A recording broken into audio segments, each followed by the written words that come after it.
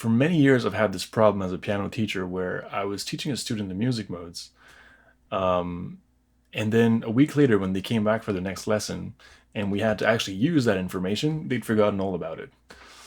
And at first I was blaming the students, but then I realized that, modes are normally taught as a list of 7 unrelated items with arbitrary characteristics that you're just supposed to remember for some reason. This video will be my best effort to make you deeply understand the modes, learn how to build them, to analyze them, and never forget it again. We'll also touch on the emotional and cultural associations for each of them with musical examples. We'll also cover some exotic modes with a special feature on which is my favorite. First of all, thank you all so much for almost 30k views on my last video. I was not expecting that, and a warm welcome to all the new subs. You might be thinking, why do I need to know this? If you're a musician and you're interested in jazz and improv, and this is directly useful for improvisation. If you compose music or you aspire to compose music, then learning the modes is quite literally breaking free from the tonal system. It's like you've been walking on a path in a forest, and then you just realize that you could just be walking in the forest rather than following some path. Another question I get a lot is, what is the difference between a mode and a scale? At bottom, and this might surprise some of you, there are none. Both are a way of saying, here's the pool of notes that I'm going to be using for this segment of music. The difference is, if you're using the word scale, you're most probably pointing at either the major or minor scales, and probably you're grounding yourself in the tonal system. More on that in a moment. If you're using the word mode, then we don't know what you're talking about. You could be referring to any pool of notes, basically. So let us backtrack a little bit and go back to where this all came from. So imagine you're a singer in ancient Greece. You're an amazing singer, but there's only so much a lone singer can do. So the first thing you think of doing to make your music more interesting is you take a string instrument or any instrument and you just pluck a repeated note and you sing over that. If you ever sang along with your vacuum cleaner, then you know about this very fine pleasure of life. Classical Indian music uses this all the time. There's a continuous tone provided by the tampura, and then the soloist, either a singer or a sitar player or anything, is basically doing its thing over that fixed note. Bagpipes work exactly the same way. There are drone pipes that produce a continuous B flat, and then there's a chanter, which actually produces the melody. It is safe to say that most ancient music probably worked like that at first, which is very different from how we think about music today with our chords and equal temperaments and stuff. And this idea of the low reference tone is actually super important to understand the modes, and no one talks about it. So when we say that a piece of music is tonal, what we mean is we're going to take a scale, say the C major scale, and we're also going to choose C as our reference note. Now you may be wondering, how do I make a note a reference note? If you want to make a note a reference note, just put it in the bass and hold it for a long period of time, or repeat it. All the notes in the melody will be naturally compared by the brain to this reference note. There's a strong tendency in our hearing to perceive higher tones as being derivatives of lower ones rather than the opposite. That is because evolution. So D will be the upper neighbor of the tonic here, and E is going to be a third away, etc. But nothing is preventing us from taking a different reference note while still keeping the same pool of notes. So if we slam a big D in the bass and we still play around using the same scale, we're going to get a totally different vibe. This is how we get the Dorian mode, and that's because the brain is now comparing every note of the melody to this new fundamental.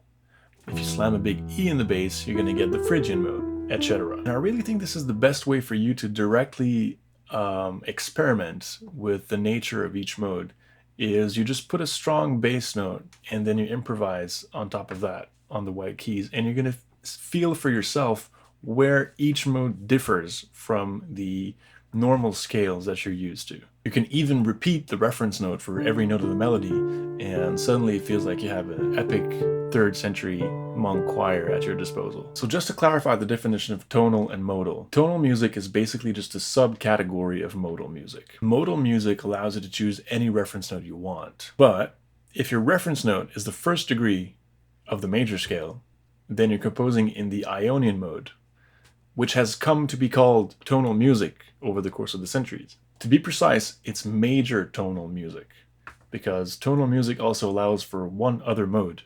If your reference note is the 6th degree, the minor relative, then you're composing in the Aeolian mode, which has come to be called minor tonal music. Any other reference note is going to be considered modal. It's basically just that these two reference notes have been so frequent in the history of music that we gave them a different name. So up to now, we've been using a fixed scale, and we've been moving the reference note around. Now, this is super satisfying from a theoretical point of view, because we've managed to deduce all the 7 modes from one single scale. Cool. But this is not super helpful in real life, because most of the time, it's not the scale that is fixed, it's the fundamental that is fixed. So if you're okay with that, we're going to switch from a fixed scale model to a fixed fundamental model, which is how early instruments worked. I mean, the bagpipe cannot change its drone sound. It's always going to be a B flat. Sitars are normally tuned in C sharp, and sitar players hate it when you ask them to tune their instruments in D, because it means they have to retune all the sympathetic strings that vibrate along. What a sitar player can do though, and this is really getting into the heart of the matter, is move the frets of their instrument around, which is like super cool. So basically you have a guitar where you can move the frets, and you can choose to have a minor third and a major seventh. You can augment the fourth, etc., depending on the mode that you're trying to be in. So let's take the Lydian mode as our first example here.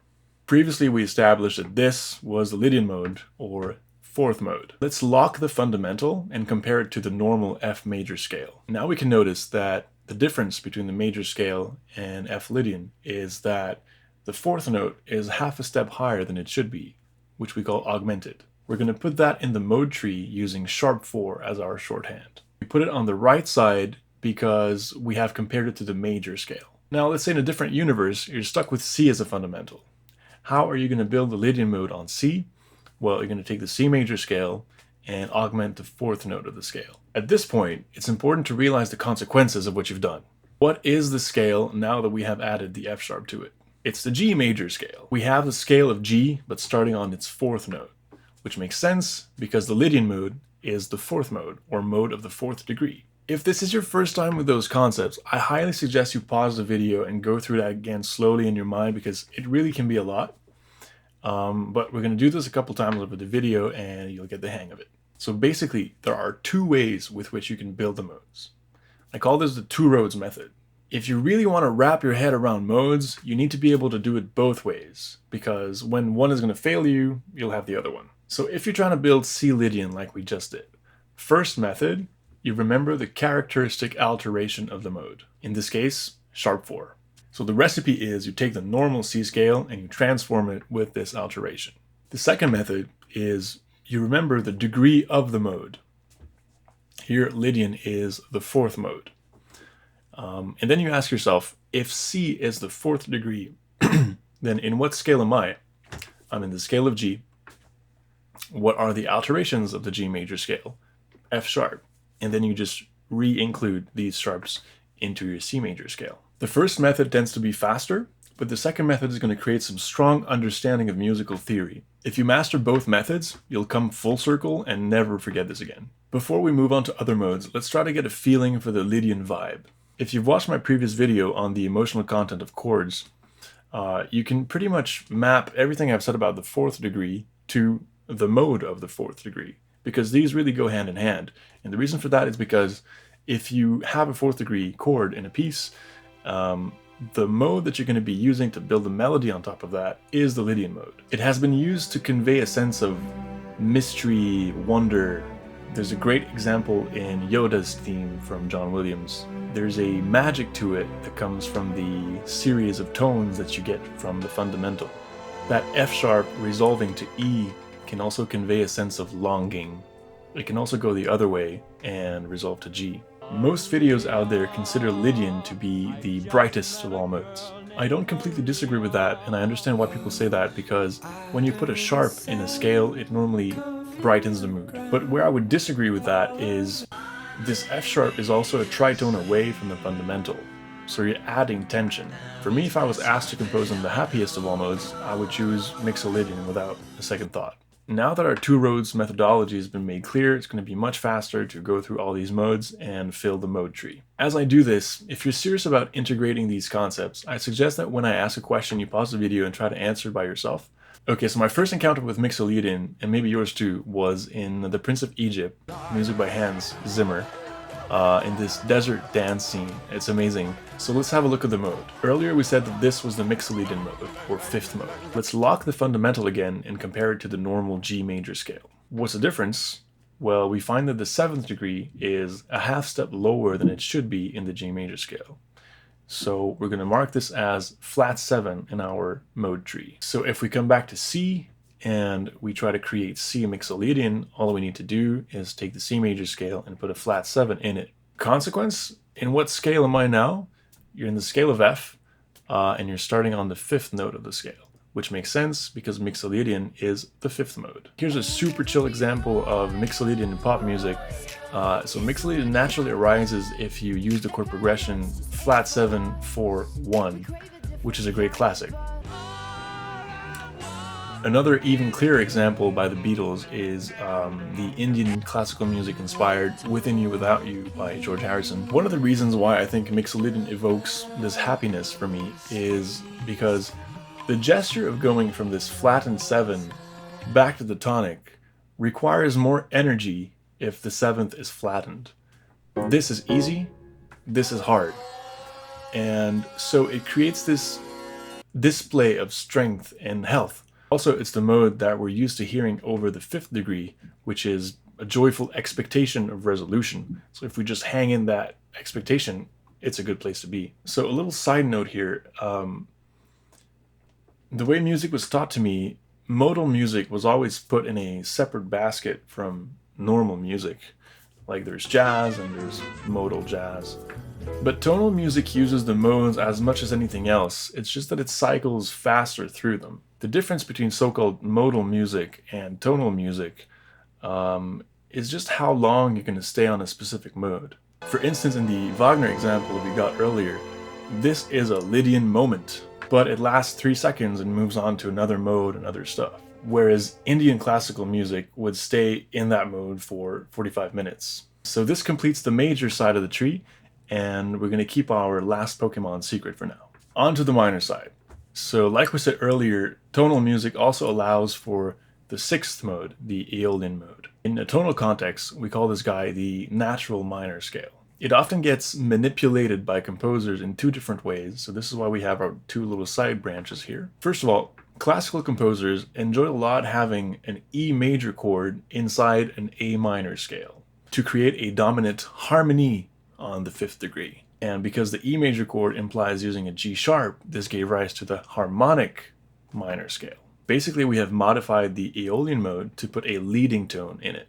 So we can remember sharp 7 as the characteristic alteration of the harmonic minor scale. Note that from now on, we'll be comparing our modes to the minor scale. So this is why we need to specify sharp 7, because the 7th is naturally minor in the Aeolian mode. The name harmonic minor refers to the fact that it's used specifically to build the harmony of E major. It's used for harmonic purposes rather than to build melodies.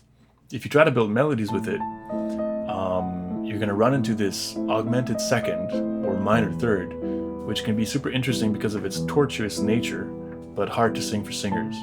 It also contains some Middle Eastern, Spanish, Turkish connotations that you might or might not want to create. For these reasons, composers have started filling the gap between the F natural and the G sharp by raising the 6th note as well.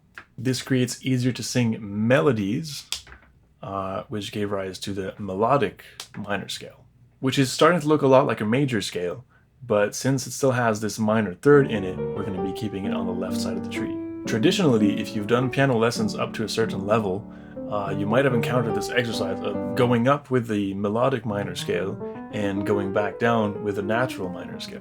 While this is not a bad exercise to do, you should not consider that this is the essence of the melodic minor scale, because composers have been going up and down with the melodic scale for centuries. I tend to teach it as 2 different things, the melodic scale with the 2 raised degrees and the natural minor scale. Okay, so if we bring this back on C, first of all we need to find the C minor scale, which will be our starting point for this side of the tree. C minor being E flats minor relative, we need to put 3 flats in there, B, E, and A. There you go, we have built C Aeolian because C Aeolian is the same thing as C minor natural. It's the scale of E flat starting on its 6th note. Now, to build C minor harmonic, in order to have access to the G major harmony, we will have to bring the 7th note half step higher than it should be. And we're back in Spain. And if you want more continuous melodies, we can raise the 6th degree as well. And now we have created this almost major scale with a minor third, which is C minor melodic. Enough of these tonal shenanigans. I'm here for the modes. Okay, but these are modes as well. The mode is a scale. Like I said, there's no essential difference between a mode and a scale. Let's keep moving with the Dorian mode now. Let's see if you can do this by yourself. I'm just going to ask basic questions here. We established that this was the Dorian mode, or second mode. If you compare it to D minor natural, what is the alteration? The 6th note is a half step higher than it should be. How are we going to mark this in the tree? Sharp 6. So we bring this back on a C fundamental, and we apply this alteration. Now, what scale have I just created by doing that? The B flat scale. Starting on which note? The 2nd note, which makes sense because Dorian is the 2nd mode. If you're not able to answer these questions, just backtrack a little bit. One thing is certain, you need to have a firm understanding of the major and minor scales before you're able to do these manipulations. If you're not, stick with us for now and make sure to spend some time on that later on. The Dorian mode, I would venture to say, is especially loved by musicians because it beautifully captures the human predicament. You know, life is not easy, so we got this minor third, but also there's hope in there somewhere, so we got this major 6th. It's a somewhat optimistic mode with a nice balance in it. The absolutely quintessential Dorian song is Mad World. And the beautiful, beautiful thing about Mad World is that the lyrics of the chorus fit exactly the emotional content of the chorus. So I find it kind of funny. Funny lands on the major 6th, characteristic of the Dorian mode. And then when we get, I find it kind of sad, we go back to the minor fundamental. Another iconic example is the Rohan theme from Lord of the Rings. The Dorian mode is often associated with, I would say, the United Kingdom in general, Scotland, Ireland, England, and also it has become a trope of medieval music over the time. 15 Step by Radiohead is also a great example. One last thing on the Dorian mode, notice that the Dorian and Lydian modes are the only modes that have a raised interval. If you've watched my previous video, you'll know that there's a lot in common between 2 and 4. In the same way, these two modes are very different in terms of vibe, but some of the Lydian magic does transfer to the Dorian mode. Now we're getting on to the crunchier stuff. Here is the Phrygian mode. So to what scale should we compare it to learn about the characteristic intervals? We're going to compare it to E minor. What is the alteration? The 2nd degree is lowered. How do we note this in the tree? Flat 2. So if we come back to C, what is the scale that we have just created? The A flat scale, starting on its 3rd degree, which makes sense because Phrygian is the 3rd mode. That was pretty fast. So Phrygian is super badass. It suggests a very strong tonal center of mass, like orbiting a huge star. The reason for that is because the tonic is so strong in the Phrygian mode that it has attracted the 2nd degree much closer to itself than it should be. So again, it's a display of strength and dominance, but on the dark side of the force. In the Mixolydian mode, this F was able to go back to G. In the Phrygian mode, it's going down. Again, there's something in common between these dominant modes, even though their vibe is completely different. Another great example of the Phrygian mode is from Albini's opening statement of his prelude from the suite España. Now, you might be wondering, wait, wasn't the Spanish association a harmonic minor thing? Well, actually it's both. And very often composers are going to take this Phrygian mode and change the minor third to a major third, which gives us the Phrygian dominant scale, or Jewish scale. It actually has a bunch of different names. And by doing that, they're essentially recreating the pitches of the A minor harmonic scale. Albini's, when things are starting to heat up a little bit, decides to change the C natural to the C sharp, creating exactly this transformation. Actually, now that I think about it, the first song that I learned on the guitar was in the Phrygian dominant scale. Also, you can check out Radiohead's Pyramid song, which definitely gives out a Phrygian vibe, but does combine the 2 thirds, the minor third and the major third. Okay, we're making great progress here.